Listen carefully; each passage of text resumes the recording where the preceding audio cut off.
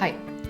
When somebody has decided to change to an LCHF lifestyle and become fit and healthy, when it comes to practical matters, they have questions. And one of the first questions and concerns that they have is what is the alternative for this? What is the substitute I can have?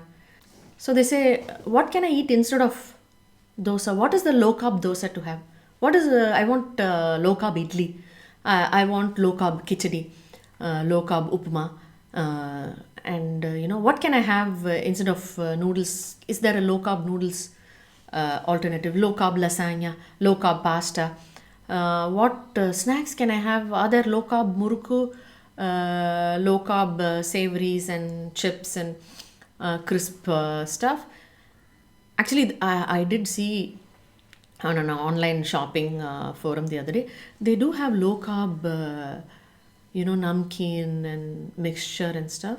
Please do check out the ingredients before you even consider them, because they'll have a lot of flours, grain-based flours, which may not be very good for the gut. So this question of what instead of this? Instead of this, I want this. So in the morning, typically I have a idly or a dosa or a roti.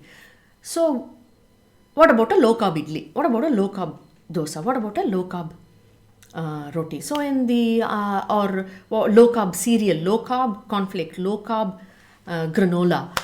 And for lunch, I'm used to having rice. So what low carb rice can I have? I want to have a low carb biryani. I want to have a low carb sambar rice. I want to have a low carb tamarind rice. What about the low carb dosa again in the evening? So instead of this instead of this, what is the substitute? What is the substitute? And it doesn't quite work like that, to think I want something instead of this that will look and feel and taste like it, but it will be low carb and it will help me in my LCHF journey and my journey for good health, fitness, freedom from chronic disease and long life. It doesn't quite work like that. For several reasons. The practical consideration is it may not be very low carb in nature, as low carb as you want it to be. For example, if you want a dosa or idli, there will be a necessity to add either nut flours, which may not be quite low carb, or seed flours, which may not be good for the gut. So practically, when you see these things, they may not be low carb. You'll still be on a moderate carb and you'll still be insulin resistant. You'll still have all these problems that are related to a high intake of carb. And you'll think, I am on a low carb diet, but why is it not working for me? Because nut flours and seed flours will be necessary if you want, keep on thinking of substitutes, this instead of this instead of this, and dosa and idli and low carb roti and all this, and it won't work out. So practically, it won't be quite low carb. And next is, it's also a mind thing. You're used to a certain food, the way it tastes, the way it feels, the way you chew it, the way you bite it. And now you substitute it something different, it won't quite feel that way because the ingredients are different. So a low carb dosa is not going to taste and feel the same in your mouth as a normal rice flour dosa. The same with rice, low carb rice, which usually, as of now, the only alternative is cauliflower rice or cauliflower mixed with paneer or egg whites or something like that. So you'll think it doesn't quite feel the same. So you'll be dissatisfied and discontent and you'll be complaining. You'll feel unhappy.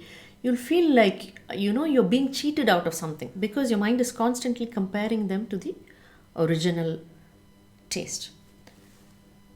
The only way out of this is to get on a proper LCHF lifestyle, which is not saying, okay, till now for breakfast, this is what I had. Now, how do I get something that's quite this, feels and tastes quite similar or the same? You just take a list of all the foods that are low carb and high fat in nature, see how you can cook them, and change the things you eat, change the way you think about food, which means changing the things you eat and the way you cook them. For example, in the morning, instead of cereals or dosa idli, you say in the morning, I'm going to have eggs. So you take eggs and you cook them whichever way you want with different kinds of permitted fats, and that becomes your breakfast. And your next meal, you say, okay, what are the food items that are allowed? Instead of saying I need to have a rice or I need to have a pasta, you just think what are the food items that are allowed. You take a slab of cheese or paneer, cook it the way you want. Take vegetables that are low carb in nature, cook it. Take meat, have a dish that has meat in it. So prepare two dishes, one vegetable dish and one meat dish, and just have them alone for your second meal.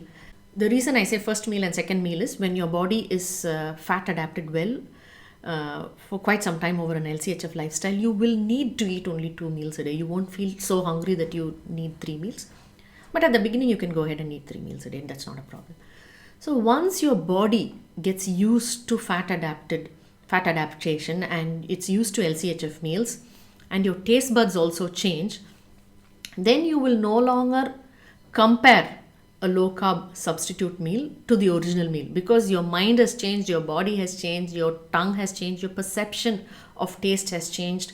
So after like 6 months of a proper low carb high fat food, you once in a while have a substitute food like a low carb dosa, then you think, oh wow, this tastes good. You're not thinking, oh, it doesn't taste as good as my regular dosa, high carb dosa. You're not thinking like that because your mind has changed.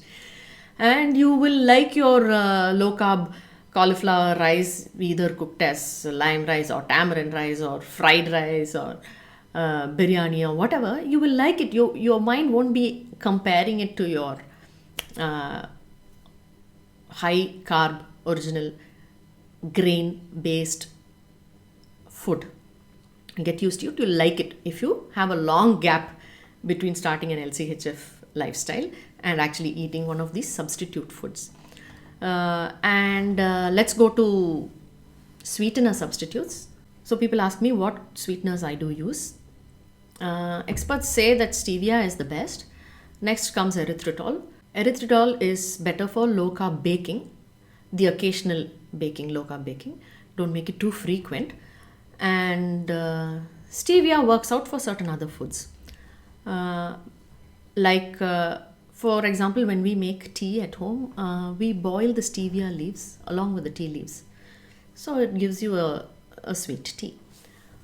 And but I would say for chocolate or for coffee, I used to, like most of you, used to drink coffee with a lot of milk and a lot of sugar. Basically, it tastes like coffee milkshake, not like coffee. But after the low carb lifestyle, I've started drinking coffee either black or adding just a little fresh cream to it. Then you start to savor the original taste of coffee, which is bitterness. The same with chocolate. Have it dark. The natural taste of cocoa is bitterness. Enjoy the bitterness. Bitterness is one of the basic 5 tastes. So you start enjoying it. Your palate changes, your mind changes, and you start enjoying the bitterness of coffee and the bitterness of chocolate. So I would suggest that you don't try and substitute, sweeteners for everything that you had with sweet in the past, and try enjoying things for their original taste. So people ask me what I eat. So in the mornings I have eggs, cooked anyway, boiled with a little gravy left over from the previous day, scrambled, omelets with or without vegetables, onions or green chili, or I'll just mix in the previous day's meat and make an omelette from it, or anyway, and I add, if there's bacon fat, I add bacon fat. I make bone broth and the fat rises to the surface. I store it and I use that as cooking fat, or coconut oil or butter or ghee, any of this. And for my second meal, I have meat, and sometimes I add a vegetable with as less fiber as possible, not too fibrous. That's just me. You can see in my story video why I do that. Every time I eat, I add a tablespoon or 2 of butter or ghee with the second meal as well. And with the first meal, I just add some butter when I eat the eggs, apart from cooking them in butter. So this is what I eat. So I've been eating like this for the past several years, and now once in a while when I go and cook a cauliflower rice or a low carb dosa or idly, I really enjoy and cherish the taste. It tastes good. So that's as far as substitutes and alternatives go. I hope the information about what foods you can eat and how the body processes these foods will be helpful for you. The information that we have on our website indianlchf.com will be helpful for you for a life of good health and free of chronic sicknesses, a healthy, fit and a happy life. Thank you.